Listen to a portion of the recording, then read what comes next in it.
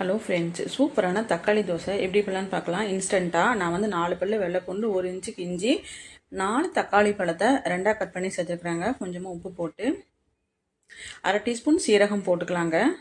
4 காஞ்ச வரமிளகா போட்டுக்கலாம். காஷ்மீரி சில்லி தான் நான் போட்டிருக்கேன் கலருக்காக. போட்டுட்டு இதை நல்லா அரைச்சிக்கலாங்க. இந்த மாதிரி நல்லா மையம் அரைச்சிட்டு நான் வந்து ஆல்ரெடி இட்லி மாவு இருக்குது, அதிலே நம்ம போட்டு மிக்ஸ் பண்ணிக்கலாம். அப்படி நீங்கள் தனியாக ஆட்டுற மாதிரி இருந்தாலும் இதெல்லாம் போட்டுட்டு அரிசி கூடவே போட்டு ஆட்டி வச்சுக்கலாம். நான் இன்ஸ்டண்ட்டாக சுடுறதுனால நான் வந்து இதை மாவுக்கு கூட கலக்கி நம்ம சுட்டா ரொம்பவே தோசை மொறு மொறுன்னு ஒரு டிஃப்ரெண்ட்டான டேஸ்ட்டில் இருக்குங்க. இப்போ தோசைக்கல்லை வச்சு இந்த மாதிரி நல்லா ஸ்பைஸியாக நல்லாயிருக்கும் இந்த தோசை. இந்த மாதிரி ஊற்றி நெய்யோ அல்லது தேங்காய் நெய்யோ போட்டுடலாம்.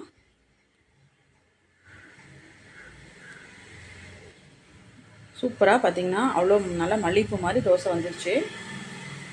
நல்லா மொறுன்னு வந்துருச்சு. இந்த மாதிரி தோசை சுட்டு எடுத்து ஒரு தேங்காய் சட்னியோ அல்லது தக்காளி சட்னியோ நீங்கள் வச்சு சாப்பிட்டிங்கன்னா ரொம்பவே சூப்பராக இருக்கும். நான் வந்து தேங்காய் சட்னி ப்ளஸ் சாம்பாரும் வச்சு சாப்பிட்டோங்க. ரொம்பவே அருமையாக இருந்துச்சு. மறக்காமல் ட்ரை பண்ணி பார்த்துட்டு எப்படி இருக்குன்னு சொல்லுங்கள். வீடியோ லைக் பண்ணுங்கள், ஷேர் பண்ணுங்கள், மறக்காமல் ஃபாலோ பண்ணிவிட்டு சப்ஸ்கிரைப் பண்ணிக்கோங்க. தேங்க்ஸ் ஃபார் வாட்சிங்.